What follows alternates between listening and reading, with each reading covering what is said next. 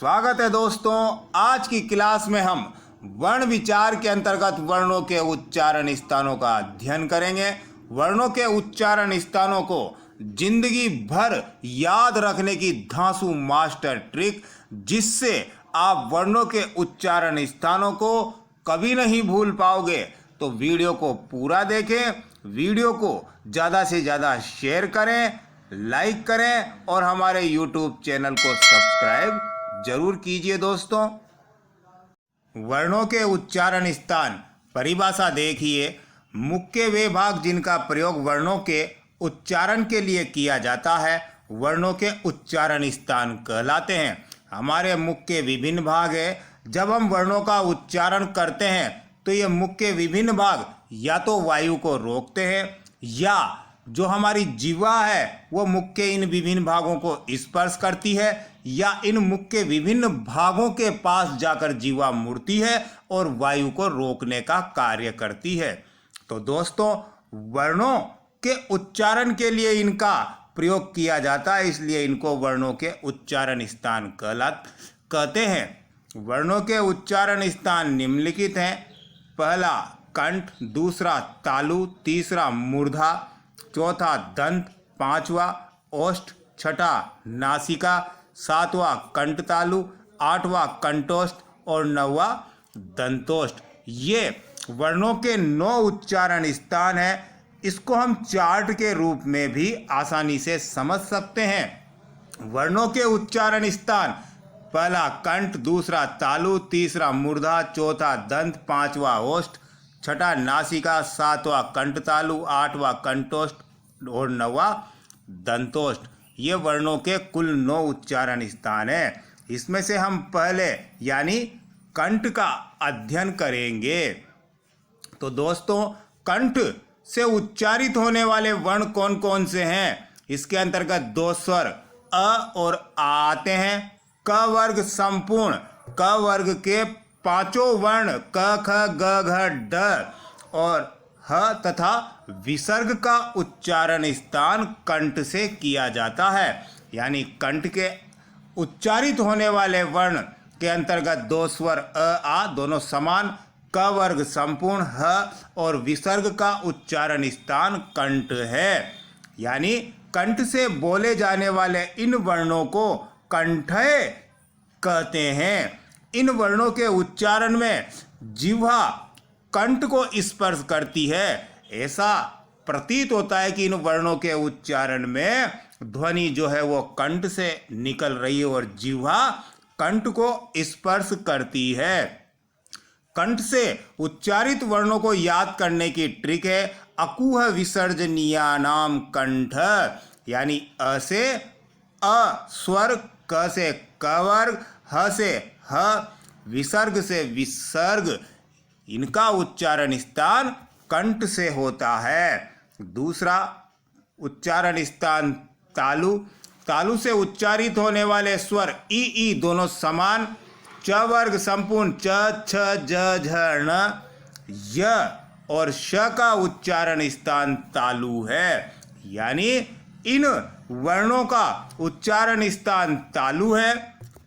तालु से बोले जाने वाले इन वर्णों को तालव्य बोलते हैं। यानी तालु से उच्चारित हो रहे हैं इसलिए इनको तालव्य कहते हैं। इन वर्णों के उच्चारण में जिह्वा मुख के ऊपरी चिकने भाग तालु को स्पर्श करती है। हमारे मुख के अंदर जो तालु है उस तालु चिकने वाले भाग को जिह्वा स्पर्श करती है, इसलिए इसको तालु कहते हैं। इसकी ट्रिक देखिए दोस्तों। इचुएशानाम तालु, ई से हो गया ई दोनों समान स्वर, च से च वर्ग संपूर्ण, य से य और श से श। तो इचुएशानाम तालु यानी ई, च वर्ग, य और श का उच्चारण स्थान तालु है। मूर्धा, मूर्धा से ऋषि, ट वर्ग संपूर्ण, ट, ठ, ड, ढ, ण, र और श का उच्चारण स्थान मूर्धा है। मूर्धा कहाँ पाई जाती है दोस्तों? हमारे मुख में। हमारे जो ऊपर वाले दांत है, ऊपर वाले दांत के साथ लगने वाला जो खुरदरा भाग है उसे मुर्दा कहते हैं। जब हम इन वर्णों का उच्चारण करते हैं तो हमारी जीभ ऊपर वाले दांतों के साथ वाले खुरदरे भाग मूर्धा को स्पर्श करती है, इसलिए इन वर्णों को हम मूर्धन्य वर्ण के नाम से जाने जाते हैं। यानी मूर्धा से बोले जाने वाले वर्णों को मूर्धन्य कहते हैं। इसको याद करने की ट्रिक ऋष्टुषाणाम मूर्धा यानी ऋषि स्वर ट वर्ग संपूर्ण और र और श इनका उच्चारण स्थान मूर्धा है। दंत ल त वर्ग संपूर्ण त थ द ध न ल और स का उच्चारण स्थान दंत है। दंत से उच्चारित होने के कारण इन वर्णों को दंत्य वर्ण के नाम से जानते हैं, क्योंकि जब हम इन वर्णों का उच्चारण करते हैं तो हमारी जीवा दांतों में लगती है, यानी दांतों को स्पर्श करती है। इसको याद करने की ट्रिक लृतुलसानाम दंता यानी लृ जो संस्कृत का वर्ण है और संस्कृत के व्याकरण के नियम ही हिंदी भाषा में आते हैं, क्योंकि संस्कृत हिंदी भाषा की जननी है।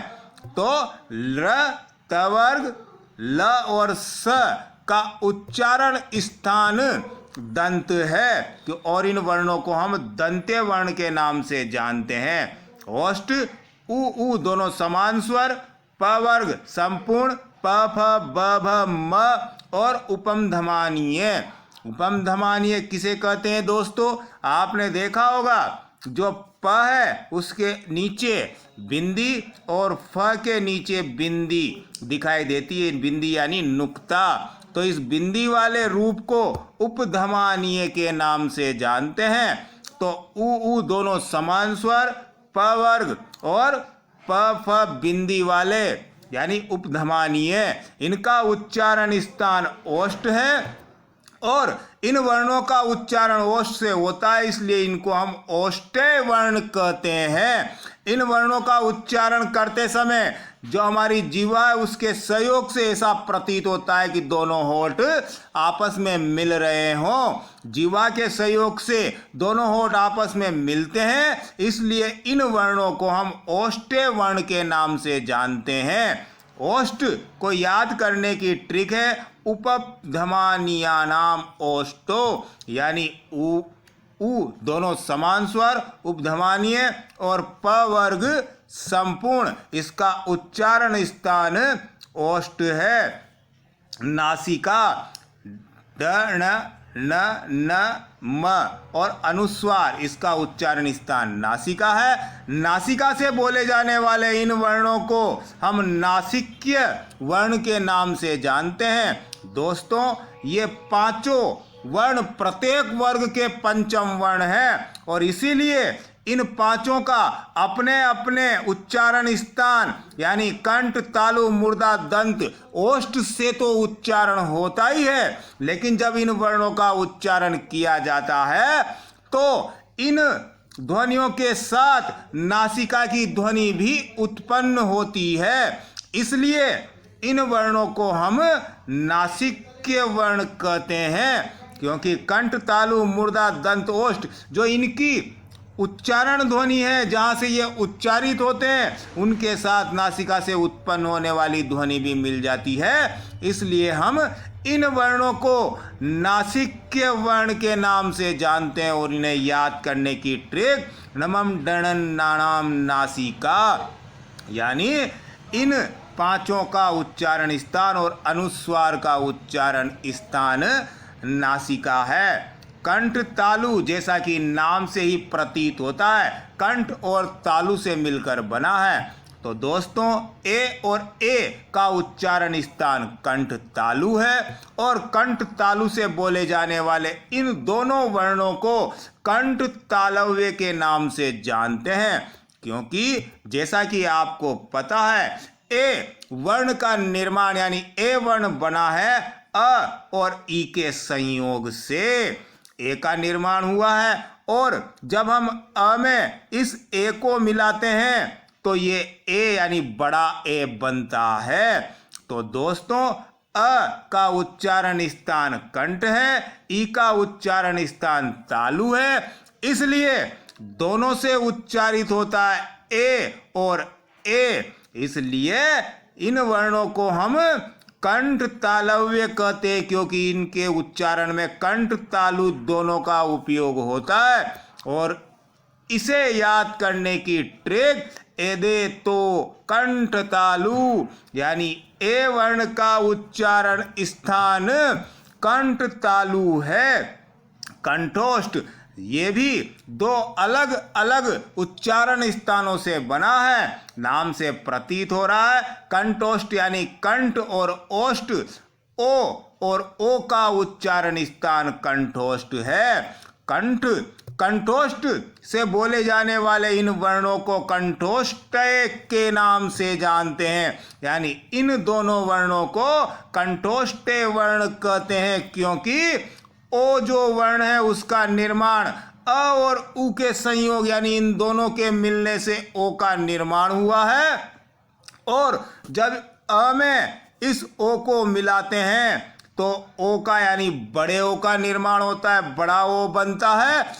और अ कंठ से बोला जाता है, उ ओष्ठ से बोला जाता है, तो ओ और ओ के उच्चारण में कंठ और ओष्ठ दोनों का उपयोग होता है, इसलिए इन दोनों को कंठोष्ठ वर्ण कहते हैं और उसका उच्चारण स्थान कंठोष्ठ है। इसे याद करने की ट्रिक ओदो तो कंठोष्टम, यानी ओ का उच्चारण स्थान कंठोष्ठ है। दंतोष्ठ वह वर्ण का उच्चारण स्थान दंतोष्ठ है और इसे दंतोष्ठ वर्ण कहते हैं। जैसा कि दोस्तों दंतोष्ठ शब्द जो है वह दंत और ओष्ठ शब्द से मिलकर के बना है, यानी जब हम वह का उच्चारण करते हैं तो हमारी जीवा दांतों में लगती है और होठ भी कुछ मुड़ते हैं। दांतों और होठ का सम्मिलित उपयोग से वह का उच्चारण होता है, इसलिए इसका उच्चारण स्थान दंतोष्ठ है और वह को दंतोष्ठ वर्ण कहते हैं। इसे याद करने की ट्रिक वकारस्य दंतोष्टम, यानी वह वर्ण का उच्चारण स्थान दंतोष्ठ है। उच्चारण स्थानों को तालिका के रूप में प्रदर्शित करने की कोशिश की है दोस्तों। कंठ का उच्चारण अ और आ इन दोनों स्वरों के अलावा क वर्ग संपूर्ण ह और विसर्ग का उच्चारण कंठ से होता है और इन वर्णों को कंठे कहते हैं। तालु से ई दो स्वर च वर्ग संपूर्ण य और श का उच्चारण स्थान तालु है और इन्हें तालव्य वर्ण कहते हैं। मूर्धा से ऋषि स्वर ट वर्ग संपूर्ण र और श का उच्चारण मूर्धा से होता है और इन्हें मूर्धन्य वर्ण कहते हैं। दंत से उच्चारित कोई स्वर नहीं होता, त वर्ग संपूर्ण ल और स का उच्चारण स्थान दंत और इन वर्णों को दंत्य वर्ण के नाम से जानते हैं। ओष्ठ से उ और उ इन दोनों स्वरों का उच्चारण प वर्ग संपूर्ण और इसे हम ओष्ठ्य वर्ण के नाम से जानते हैं। नासिका से प्रत्येक वर्ग का पंचम वर्ण का उच्चारण नासिका से होता है और पंचम वर्ण के अलावा अनुस्वार का उच्चारण नासिका से और इन वर्णों को नासिक्य वर्ण के नाम से जानते हैं। कंठ तालु से ए और ए इन दोनों स्वरों का उच्चारण होता है और इसे कंठ तालु कंठ तालव्य कहते हैं। कंठोष्ठ से ओ और ओ इन दोनों स्वरों का उच्चारण होता है और इन्हें कंठोष्ठ्य वर्ण के नाम से जानते हैं। दंतोष्ठ से वह वर्ण का उच्चारण होता है और इसे दंतोष्ठ्य कहते हैं। दोस्तों दंतोष्ठी एकमात्र ऐसा है जिससे केवल एक वर्ण यानी व का उच्चारण होता है। अब वर्णों के उच्चारण स्थानों को इमेज के रूप में प्रदर्शित किया गया है दोस्तों। नासिका से उच्चारित होते हैं पंचम वर्ण और अनुस्वार, इसके अलावा दंत से उच्चारित होते हैं त वर्ग और ल। दंत और ओष्ठ से उच्चारित होते हैं व, ओष्ठ से उच्चारित होते हैं उ और प वर्ग संपूर्ण और इसी प्रकार से ओष्ठ और कंठ से यानी कंठोष्ठ से उच्चारित होते हैं ओ। इनका उच्चारण स्थान कंठोष्ठ है। मूर्धा जो हमारे ऊपर वाले दांत है उनके पीछे का खुरदरा भाग जो उसे मूर्धा कहते हैं, उससे ऋषि स्वर ट वर्ग और श का उच्चारण मूर्धा से होता है।